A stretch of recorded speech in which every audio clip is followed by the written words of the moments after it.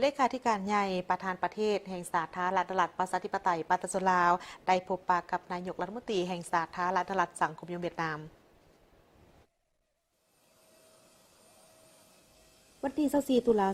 2025ที่ห้องว่าการสำนักงานนายกรัฐมนตรีสาธารณรัฐสังคมนิยมเวียดนาม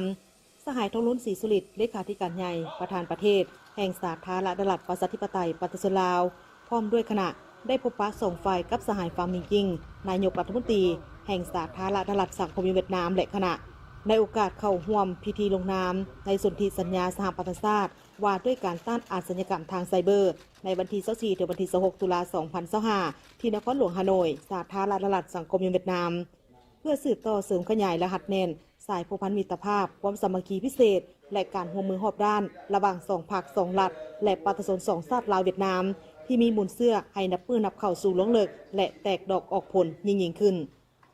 ในโอกาสนี้ฝ่ายลาวได้แสดงความสมเสยที่วงคณะญาติสากลได้ให้ความเสื่อมั่นและเลือกเอานครหลวงฮานอยเป็นสถานที่ลงนามของสนธิสัญญาสากลที่มีความหมายสำคัญนี้ซึ่งในต่อหน้าจะมีชื่อว่าสนธิสัญญาฮานอยสาธารณรัฐประชาธิปไตยปาตสลาวเสื่อมั่นว่าด้วยบทเรียนและบทบาทสากลของเพื่อนสหายเวียดนามพิธีลงนามและกองประชุมสากลครั้งนี้จะประสบผลสำเร็จอย่างจบงามพร้อมทางได้ยกสูงบทบาทของสาธารณรัฐสังคมเวียดนามให้สูงเด่นขึ้นในเวทีภาคพื้นและสากลสองฝ่ายได้แจ้งถึงสภาพการพ้นเด่นที่อยู่ภายในของประเทศตนให้กันและกันได้รับทราบแสดงความสมเสยต่อบรรดาผลสำเร็จที่สองประเทศสามารถญาติมาได้ตลอดระยะที่ผ่านมาพร้อมทั้งร่วมกันตีราคาสูงต่อกับการพัวพันหัวมือสองฝ่ายที่มีบาทก้าวขยายตัวรอบด้านและมีผลสำเร็จสูงเห็นได้จากการพัวพันหัวมือรอบด้านในด้านการเมืองเศรษฐกิจและการร่วมมือเพื่อการพัฒนา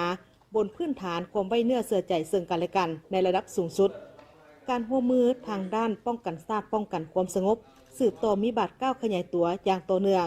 การจะตั้งปฏิบัติบรรดาโครงการร่วมมือสองฝ่ายมีความคืบหน้าเป็นก้าวพร้อมนั้นสองฝ่ายยังได้เห็นดีเป็นเอกภาพและสืบต่อประสานสมทบกันอย่างใกล้ชิดเพื่อสืบต่อส่งเสริมการพัวพันร่วมมือที่เป็นมูลเสื้อของสองชาติให้นับมือนับขยายตัวยิ่งขึ้น